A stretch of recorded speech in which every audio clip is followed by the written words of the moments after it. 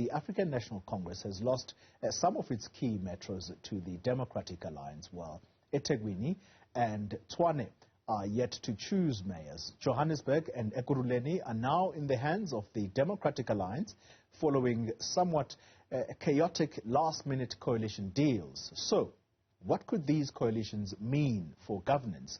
For some analysis now, I'm joined by the editor of the Africa Governance Papers at Good Governance Africa. That's Richard Jurgens, who joins us from Johannesburg. Mr. Jurgens, thank you very much for your time. I assume that you possibly may have been glued to your television just as I was last night as the situation was unfolding. Your reading of what has happened in the last 24 hours. The Democratic Alliance, I think the leaders themselves, they're saying they're quite surprised at the turn of events. Yes, they have expressed their own surprise, and it's not surprising. It's surprising to everyone. On the other hand, if you look at what's happened over the last while, the possibility was always there because the situation at the moment is so fluid. And I think there's a couple of headline lessons to be drawn from this. One, this is a real drubbing for the ANC.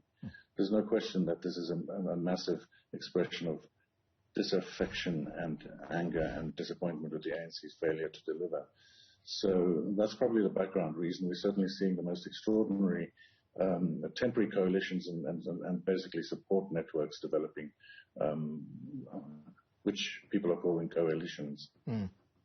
And you talk about, or you describe them as temporary coalitions, and that becomes the operative word, doesn't it? Because what has happened, and having had a conversation just minutes ago with Herman Mashaba and Helen Zille, it's clear there is no formal agreement in place, and that makes people very uncomfortable, at least political observers who are saying that this is likely going to be the most unstable period unless these parties can demonstrate maturity.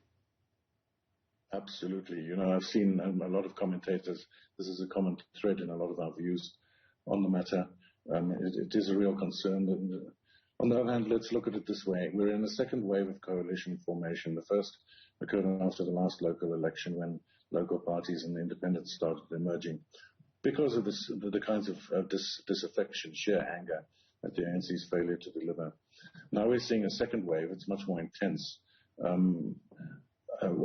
think what this signals is a fragmentation of the South African political landscape, but that may not be a bad thing. I think what we now need to do urgently is address the issue of address the fact that coalitions and their formation and their role in councils in local elections is not really set out in any detail, or in fact at all in the law. And I think it's probably going to be a very important focus now to develop approaches to the formations of coalitions that can allow people like us, commentators as well as voters, the general populace, to feel that they know what's going on when these coalitions are being negotiated.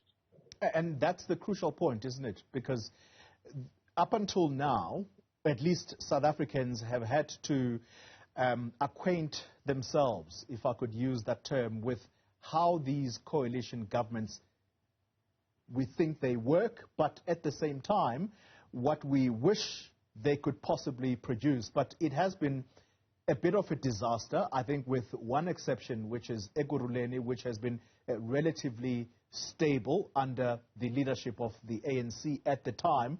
They've lost it now. Importantly, therefore, I know that there is one person who was part of the IEC. His name escapes me now, but he has been proposing that there needs to be a proper regulation or proper laws that are enacted so that we have a clear way of how these coalition governments ought to run. Who's at fault for not developing these, and how soon should they be developed, these guidelines around how coalitions should work? Well, I think we at GGA fully share that sentiment. We've been advancing the view that ultimately that a super coalition might have solved a lot of the problems that we're seeing going on now. That proved not to be possible. The parties dug their heels in. I think the bottom line again is simply that the ANC's performance has been so dismal that people are actually it's not too strong a word, in some cases shunning working with the ANC.